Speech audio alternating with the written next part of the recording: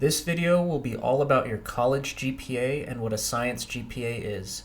Even if you already know most things about your GPA, I guarantee you there will be at least one resource in this video that you will find helpful. GPA, or grade point average, is a numerical representation of your overall academic performance across all 4 years of college. It is basically an average on all of your grades that factors in both the grade itself and how many credit hours the class was worth. GPAs are calculated on a 4.0 unweighted scale in college, meaning the highest GPA you can have is 4.0. Here's the breakdown of the 4.0 scale. You can see all numerical grades you would receive in a class are correlated with its letter grade and corresponding result on the 4.0 GPA scale. For instance, if you make a 91 in a class, that would be an A-, and you would receive a 3.7 GPA in that one class. We will get into how the GPA is calculated a little later in this video, but it is important you know the GPA scale. Now, one term you may have heard of as a pre-med is the science GPA. How is it different from a regular GPA, and why is it important? The science GPA is a subsection of the total GPA that only includes the GPA scores from biology, chemistry, physics, or math classes. You may hear the science GPA referred to as the BCPM GPA, which is just an acronym for those classes. It is literally the same scale as the total GPA, but since it focuses on your science classes, this is the GPA that medical schools will probably care about more. Here are all of the classifications of classes straight from the AAMC, so you will know what to count as part of the BCPM when you are completing your application. Now, this list may not be complete or include a specific class that you took at your college. You can always go with the classification that your college has given a certain class to find out. For instance, if there is a cardiovascular physiology class offered at your school and it is listed as being part of the biology department, you can count it as a biology class. But in the case that you take a science class that isn't part of the categories listed here and you feel like it should count towards your BCPM, you can always check with your guidance counselor to see if it would qualify.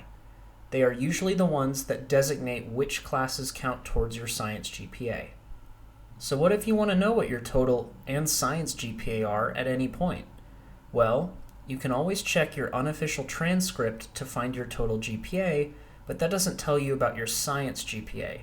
Luckily for you, there's a much easier way to keep track.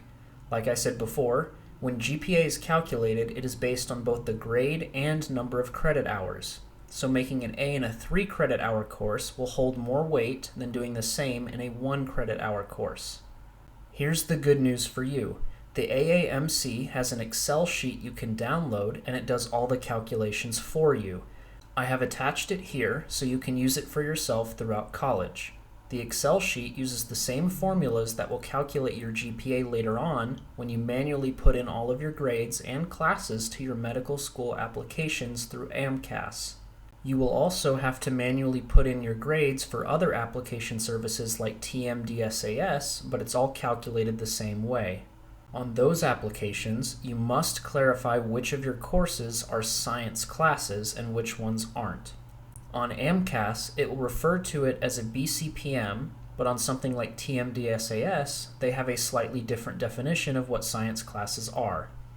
One important thing to note about your GPA is that it will not include classes that are pass-fail. You will still receive credit hours for those, they just won't affect your GPA. Okay, let's take a look at an example of what the Excel sheet looks like. Here, I have just made up a semester of classes for a freshman. On the far left, you put the classes you took, followed by the letter grade you received, and finally how many credit hours it was. The columns in gray will automatically fill in based on what you put using the integrated formulas.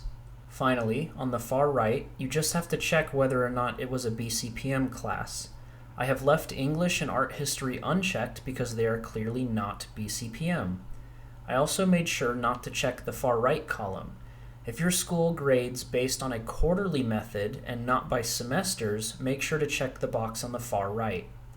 Once you take your second semester of freshman year, you would just add those classes to this freshman section. There is a section for each year, and even one for classes you might take in a gap year. Underneath each year, there is a part where you can see some statistics about your GPA. These include things like total credit hours, GPA for that year, running GPA, science GPA, stuff like that. If you scroll all the way to the bottom of the Excel sheet, you will see a total statistics across all of your years of college, as well as a graph that will plot how your GPA has changed from year to year. This is an awesome resource you can use during undergrad that will easily let you keep track of what your GPA and science GPA are. And again, this Excel sheet is just for your personal use. When you are doing your medical school applications later, you will have to individually enter each class separately and it will calculate things for you. Here are some final thoughts about things to keep in mind about your college GPA. Typically, science GPAs will be lower than your overall GPA, and that's totally normal.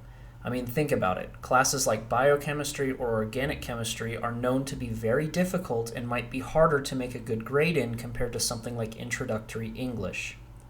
Science GPAs may be the focus of medical schools, but that doesn't mean your science GPA has to be the same as your overall GPA.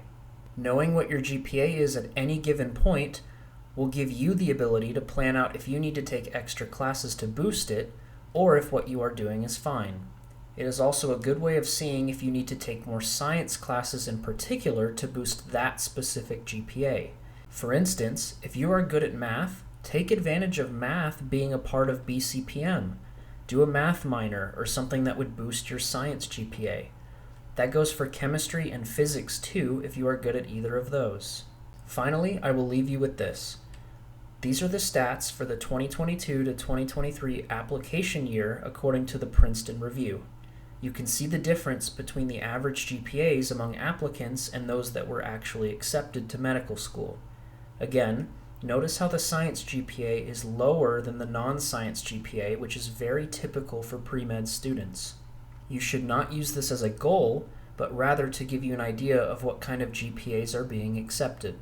That way, if you are tracking your current GPA and it is lower than what you want it, you can effectively plan to take additional classes to try and boost it, or at least try harder in your upcoming classes.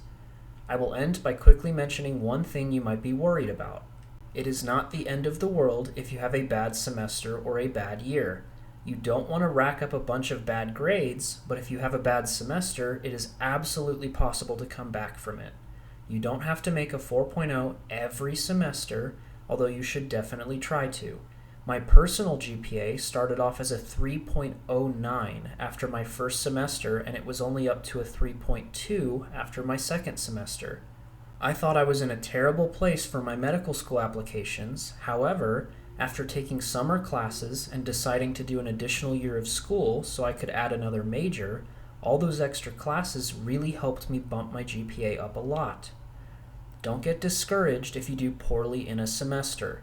Use that as fuel to keep going, do better in the upcoming classes, and turn it into a story you can tell medical schools about how you were able to improve throughout your college years.